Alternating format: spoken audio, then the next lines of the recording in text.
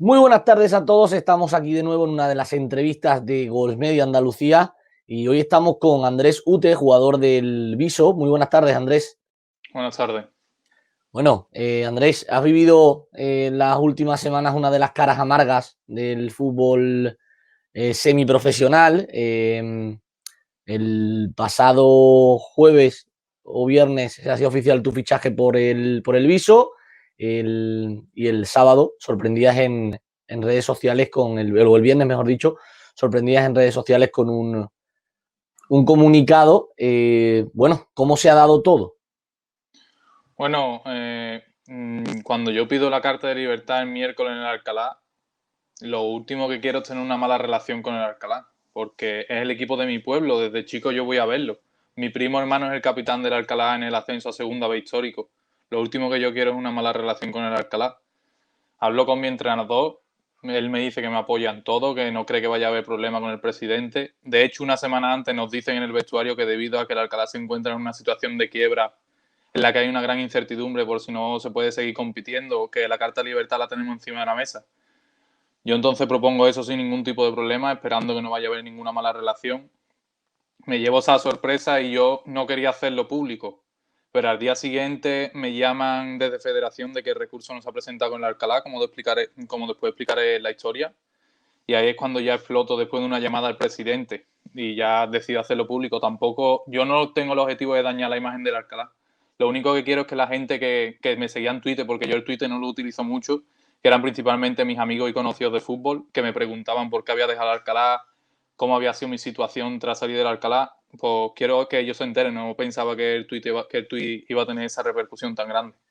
Eh, Tú mismo lo has dicho, el tuit se hace viral prácticamente, te llegan mensajes de apoyo de muchísimas personas, pero para ir poniendo un poco, nos has dicho que el miércoles tú pides la carta de libertad, te encuentras con la negativa del Alcalá a dártela sin abonar el dinero, el viso, creo que eran 150 euros, ponía Sí. en el comunicado. ¿Cuál es tu cara? ¿Tú vas solo? No sé si vas con alguien a reunirte con el presidente. Cuéntanos. Sí, en principio mi representante está en Extremadura, por lo que no me puede acompañar. Y decido ir yo solo porque no podemos dejar esto marcha más, en otra semana más. Me planto el miércoles allí en la oficina del campo de Alcalá, que teníamos entrenamiento. Hablo primero con el entrenador y el cuerpo técnico porque desde un principio me han tratado perfecto. Entonces primero quiero comunicárselos a ellos mi decisión. Esa decisión ya llevaba una semana pensada con mis padres, representantes. Es algo muy duro para mí. Abandonar Alcalá en un año en el que yo era capitán con 20 años. Era un año idílico para mí, una exposición brutal. Se lo digo a mi entrenador, como he dicho antes, me apoya en todo porque también fue entrenador mío en cadete, me conoce muy bien y al que agradezco todo el apoyo que me ha dado. Y dice que si hay algún tipo de problema, hasta él incluso hablaría con el presidente para que me dejen marcha libre, porque no quieren cortarme las alas hacia un progreso en mi carrera deportiva. Me presento en la oficina del presidente y nada, como cuento en el comunicado, lo primero que me dice es que el viso tiene que dar 150 euros en concepto de la mutualidad y de la ficha. Algo que yo ya me había advertido mi representante que era lo normal cuando un equipo ficha a otro a medio temporada. Yo digo que perfecto y me dice que además de esos 150 euros el viso deberá aportar otra cantidad de dinero por mi formación esos 2 años en el Alcalá. Yo digo que eso debería ser así si a mí se me está el corriente de pago. Pero es que a mí se me deben 8 nóminas en el Alcalá, contando las del año anterior y las de este año. Y que en mi cláusula, en mi contrato que yo firmo en el Alcalá, pone que si se me deben más de 3 nóminas, mi carta de libertad es totalmente gratuita. Y me dice el presidente que eso es así, que eso está puesto en el contrato, pero que si yo quiero como demostrar ese incumplimiento, que el Alcalá está incumpliendo el contrato, que lo tengo que presentar ante unos tribunales, lo que me llevaría un año sin jugar.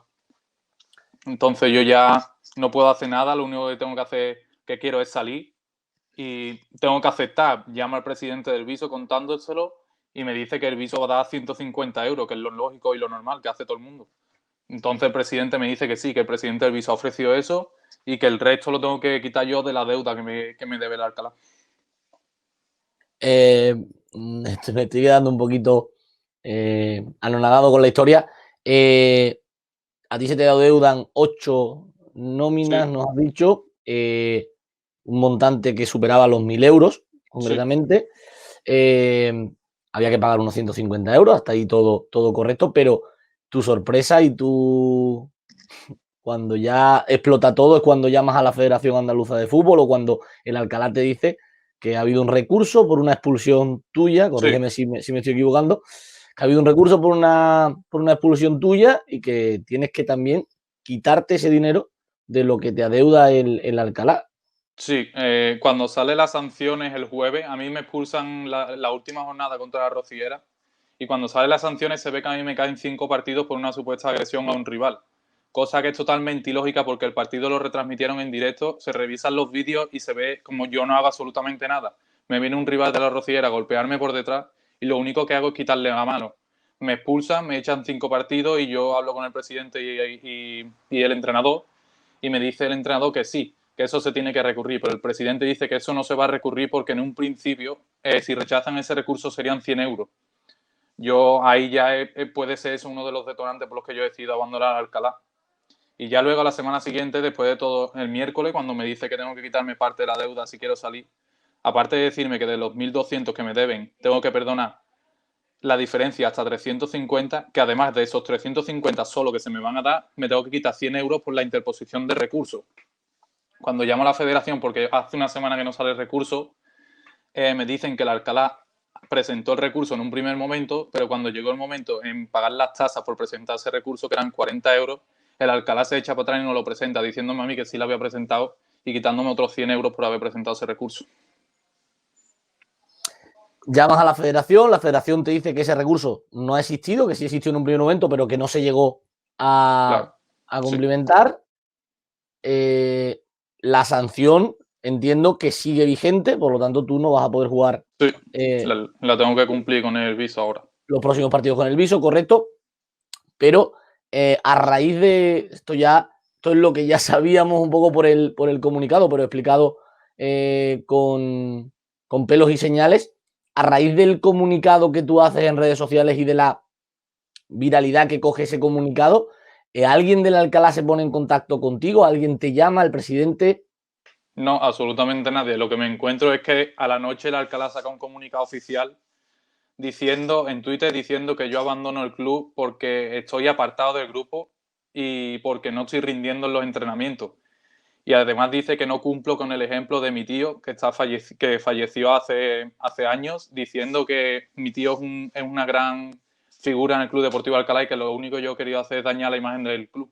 A esto quiero decir que se le puede preguntar a cualquiera de mis compañeros del equipo. El Alcalá este año en la plantilla tiene 16 extranjeros.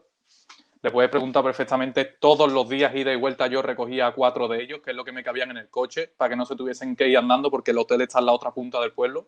Serían unos 20 minutos andando. Entonces, yo hago todo lo posible porque ellos ahorren esos caminos. Incluso a uno que se lesionó y el Alcalá no le aportó crema, yo fui a comprar una crema y se la llevé al hotel para aumentar su plazo de recuperación. Siempre en el vestuario con bromas de tú eres el español, ¿no? Tú el colombiano, risas, enseñándome bailes, tradiciones. Incluso llega a probar mate gracias a los argentinos. Nada, y se dice que yo estoy apartado del grupo. Bueno, la historia es la de nunca acabar. La versión del Alcalá es la de que tú has salido, como tú has explicado, que tú has salido por estar apartado del grupo, pero mi pregunta es, y es la pregunta que creo que todos se estarán haciendo escuchando esta entrevista, no va a haber una respuesta adicional de Andrés Ute, porque ya no es solo en lo personal, en lo económico, sino en lo futbolístico, porque se te ha dicho de que estabas apartado del grupo cuando eso no era así, y también en lo personal, haciendo mención a un familiar fallecido, y bueno, creo que ¿cuál va a ser la siguiente respuesta de Andrés Ute? ¿O Andrés Ute da este camino ya por terminado y quiere pasar página y centrarse en el viso? Sí, yo hablo con mi representante porque yo cuando saca ese comunicado al Alcalá yo digo, pues a lo mejor yo me hundo un poco porque pienso, a lo mejor yo no estoy pensando las cosas como verdaderamente son. Incluso le llego a hablar a compañeros de mi equipo preguntándome, todos me dicen que no me preocupe, que para ellos soy como un hermano aquí en España. Gracias a ellos se han adaptado mucho mejor. Y nada, yo hablo con mi representante y lo que decidimos es dar por terminado este tema y centrarme en mi nueva etapa en el viso. Y bueno, ya hablando un poquito más de lo que nos gusta, que es lo futbolístico, ¿Cómo han sido los primeros días en el Viso? Supongo que ya estarás entrenando con tu nuevo equipo. ¿Cómo están siendo esos primeros entrenamientos? Bueno, pues súper bien. Hay un gran ambiente en el vestuario. Conocí a bastantes miembros del equipo, incluso jugadores que el año pasado jugaron conmigo en el Alcalá, han jugado conmigo en el Sevilla, uno que está en mi clase en la universidad. Hay muy buen ambiente, hay muy buen equipo y nada, yo encantado de estar allí. Y ya por último, lo decías, era un año marcado en rojo en tu calendario por portar el brazalete de capitán con tan solo 20 años, por estar en el equipo de tu pueblo. ¿Qué sabor de boca te deja todo esto, Andrés? Pues ya, como ya te imaginarás, un sabor súper amargo. Yo cuando me presentan la oferta en el Alcalá me dicen que voy a ser capitán con 20 años en un división de no senior, yo súper ilusionado. Además, en la temporada tan importante para el club como es esta del 75 aniversario, que el objetivo principal es subir a tercera, que es donde debería estar el Alcalá por el número de habitantes que tiene el pueblo y por la categoría que tiene ese club Historia. Para mí es algo idílico. No ha podido terminar así, yo ya no puedo hacer nada, centrarme en mi nueva etapa y ya está. Y que pase lo que tenga que pasar. Y ya por último, ya con esto sí terminamos, la involución del Alcalá institucionalmente en los últimos años está siendo absolutamente comprobable por todo el mundo. Tú que lo has vivido desde dentro, ¿qué nos puedes contar? Ya no aparte de lo que el episodio que te ha tocado vivir con el presidente, sino cómo se respira dentro del club, porque creo que será una situación prácticamente insostenible. Sí, el Alcalá arrastra un problema económico desde hace años. Al no pagar la deuda, esa deuda va incrementando los intereses de la seguridad social, por lo tanto la deuda es cada vez mayor. La sensación que da en el club es la incertidumbre diaria, el saber si no va a poder continuar el club la temporada que viene, incluso ahora cuando yo estaba allí, en saber si el domingo siguiente podíamos competir. No había dinero ni para pagar los árbitros, para pagar el autobús del desplazamiento, nada. Estaba completamente en quiebra. Pues bueno, Andrés, muchísimas gracias por contarnos la historia, muchísimas gracias por atendernos y nada, muchísima suerte y que esperemos que nunca jamás tengas que vivir una situación de estas. Nada, muchas gracias a ustedes por ayudarme a difundir mi problema y esperemos que todo salga bien. Un abrazo muy grande. Un abrazo.